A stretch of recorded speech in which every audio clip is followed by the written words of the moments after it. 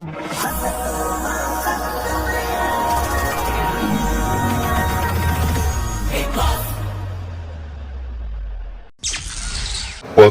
ദിവസം രാവിലെ 11 മണി.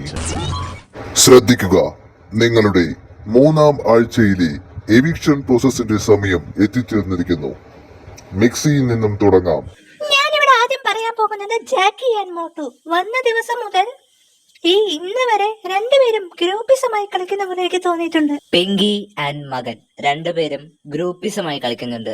അതുകൊണ്ട് തന്നെ ഇവർ രണ്ടുപേരും നോമിനേറ്റ് ചെയ്യുന്നു. കാട്ടാക്കട കോഴിച്ചേട്ടൻ ആൻഡ് കാളിയ.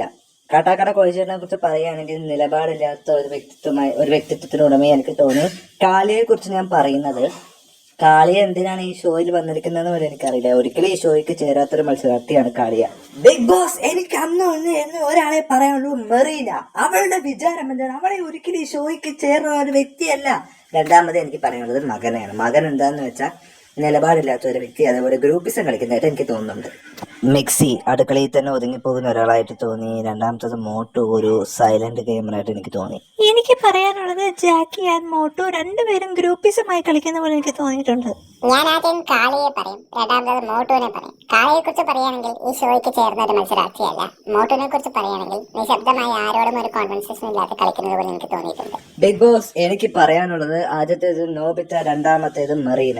നോബിത്തയെ കുറിച്ച് പറയുകയാണെങ്കിൽ ആരോടും ഒരു കോൺവെർസേഷൻ ഇല്ലാതെ നിശബ്ദമായി കളിക്കുന്ന പോലെ എനിക്ക് തോന്നി. ഞാൻ മെറീനെ കുറിച്ച് പറയുകയാണെങ്കിൽ മെറീന ഓവറാണ്, എല്ലാ പ്രവൃത്തിയിലും ഓവറാണ്. ഈ ഷോയ്ക്ക് തന്നെ ചേർന്നൊരു മത്സരാർത്ഥി അല്ല മെറീന എന്ന് ഞാൻ പറയുന്നു. പിങ്കി ആൻഡ് മകൻ ഗ്രൂപ്പിസമായി 1-ാം ദിവസം മുതൽ ഈ 11-ാം ദിവസം വരെ ഗ്രൂപ്പിസമായി കളിക്കുന്ന ഈ വീട്ടിലെ രണ്ട് വ്യക്തികളാണ് ഇവർ രണ്ടുപേരും. അതുകൊണ്ട് ഇവരെ രണ്ടുപേരും ഞാൻ നോമിനേറ്റ് ചെയ്യുന്നു.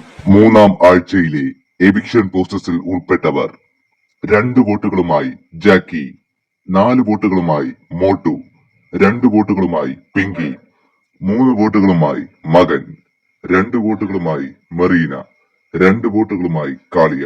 നോമിനേഷൻ പ്രക്രിയ അവസാനിച്ചിരിക്കുന്നു.